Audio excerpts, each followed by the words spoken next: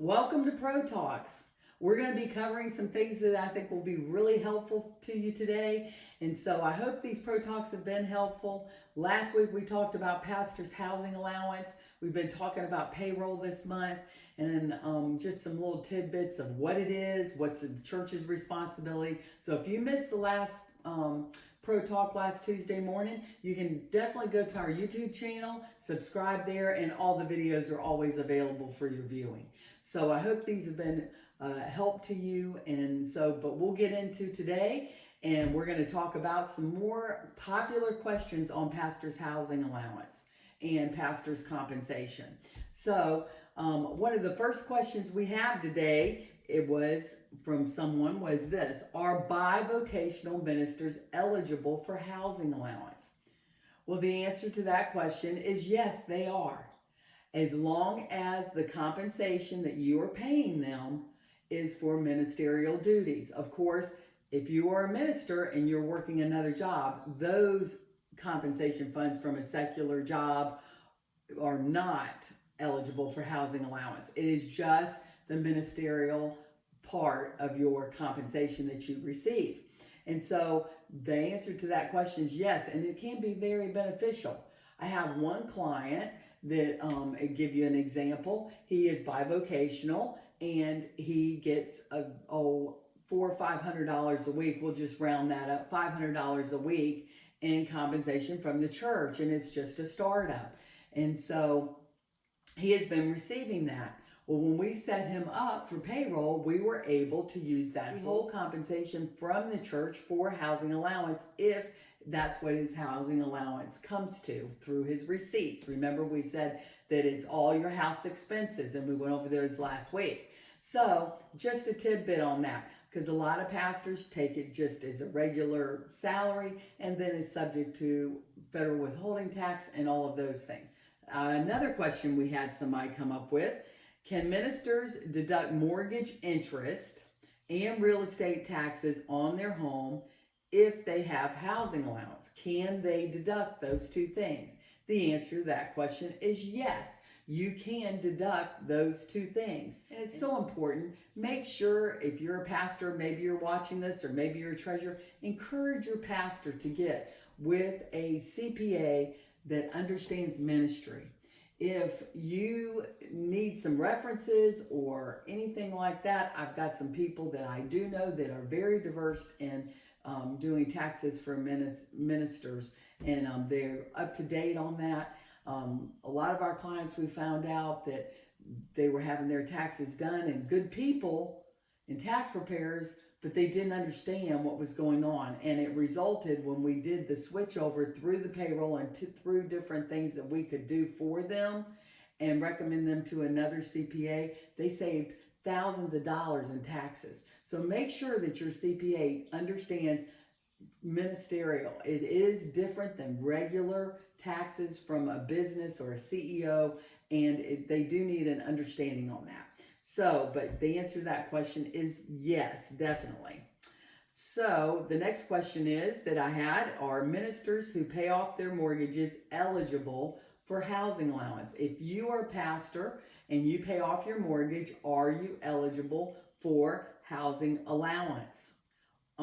The answer to that question is you can only take off the amount of what your expenses are. For instance, let me give you a little bit of an example of that. If you are a pastor and you paid your mortgage off, you can still take a housing allowance for your electricity, for your water, for your phones, for your internet, for your pest control, lawn care, all of those things. You just cannot allot yourself like a fair market rental value or anything like that toward that. So you cannot take any kind of lump sum in your housing for like a fair market rental or anything like that. It actually has to be paid out. So housing expenses are that. It is an expense of the housing. So just make sure you keep that very clear, is that it's only the expenses that you incur that you can use toward housing allowance.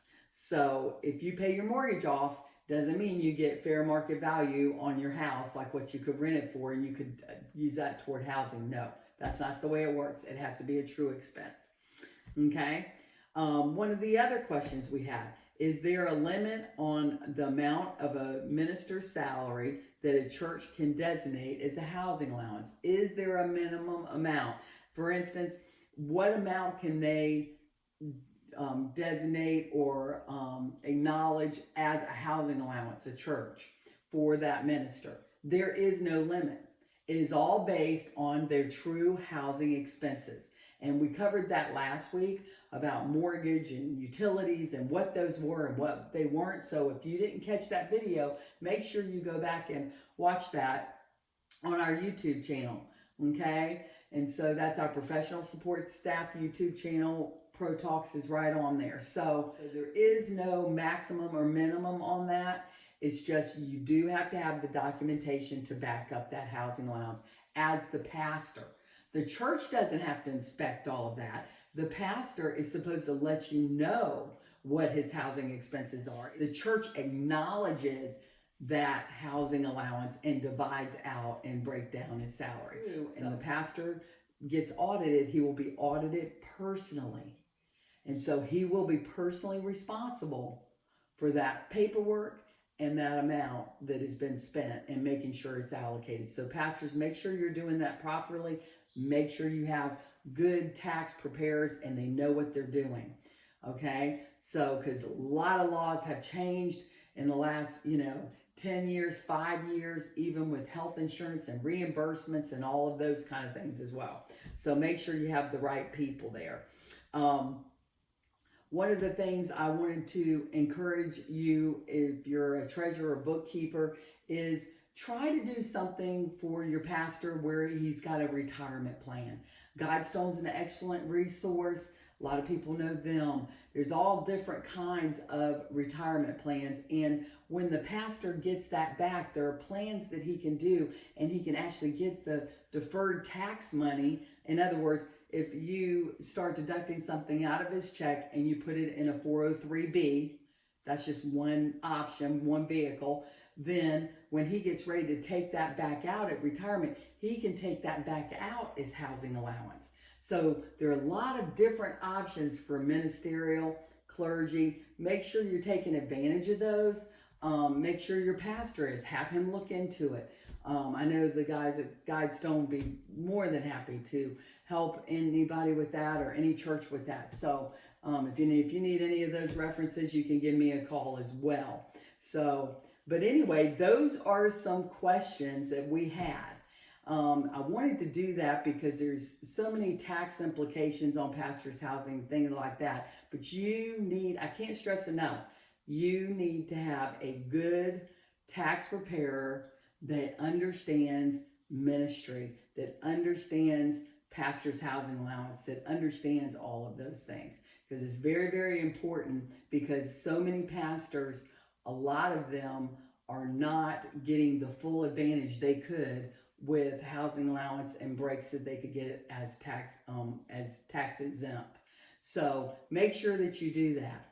But anyway, next week we're going to talk a little bit, be a little bit different. I wanted to prep you for this, but if you are a bookkeeper or you are a treasurer or you want to know how this works in your ledger, or maybe you're a small business owner, this would be the same as in a small business, but we are going to take a look at how payroll is dispersed through your books, liability accounts, expense accounts, how all that works, how it looks, because it can be very confusing sometimes.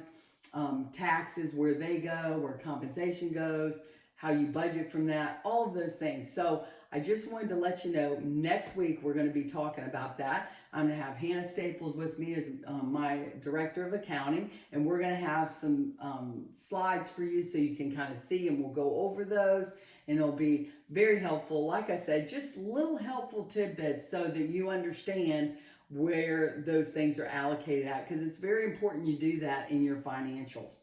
So anyway, until next Tuesday, hope you have a great week. And listen, thank you for watching, and professional support staff is here to help you in any way we can and give you peace of mind.